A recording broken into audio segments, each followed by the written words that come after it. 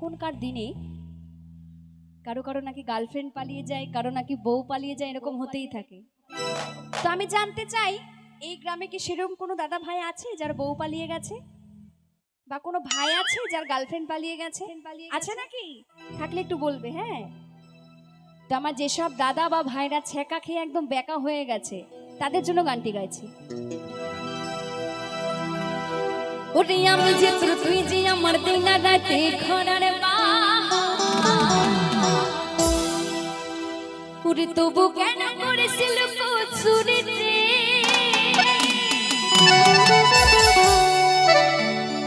এই মন যে আমার করলি তুই চুরি রে,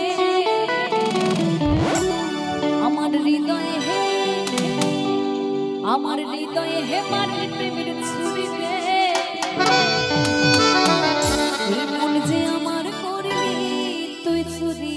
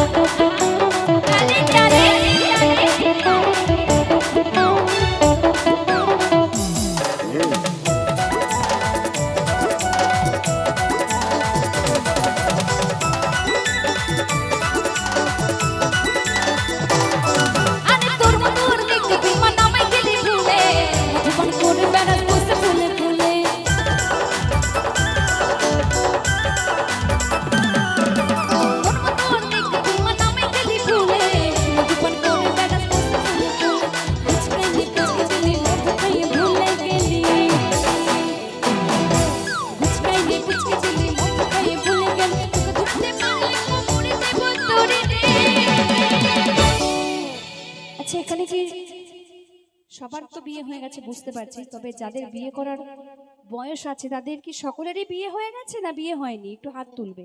কার কার বিয়ে হয়নি? হ্যাঁ,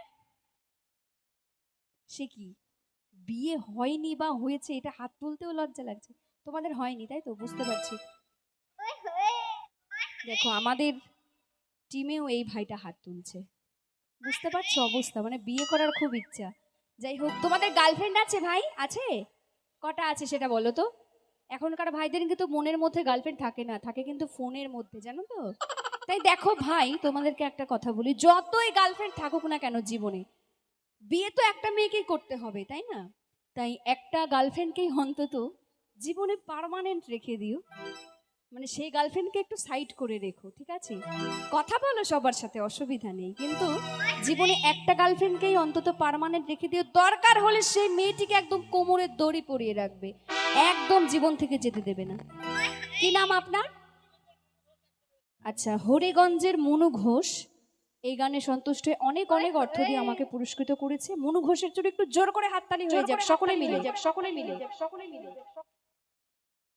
কারণ বিয়ে করার জন্য একদমই মেয়ে পাওয়া যাচ্ছে না, মেয়ের খুব অভাব চলছে। সেই কারণেই আমার ভাইদেরকে বলছি, একটা গার্লফ্রেন্ডকে আষ্টে পৃষ্ঠে ভাবে বেঁধে রাখবে, ঠিক আছে? আরে তোকে ধরতে পারলে কোমরে দেব তোরে রে, এই মন যে আমার করলি তুই চুরি রে।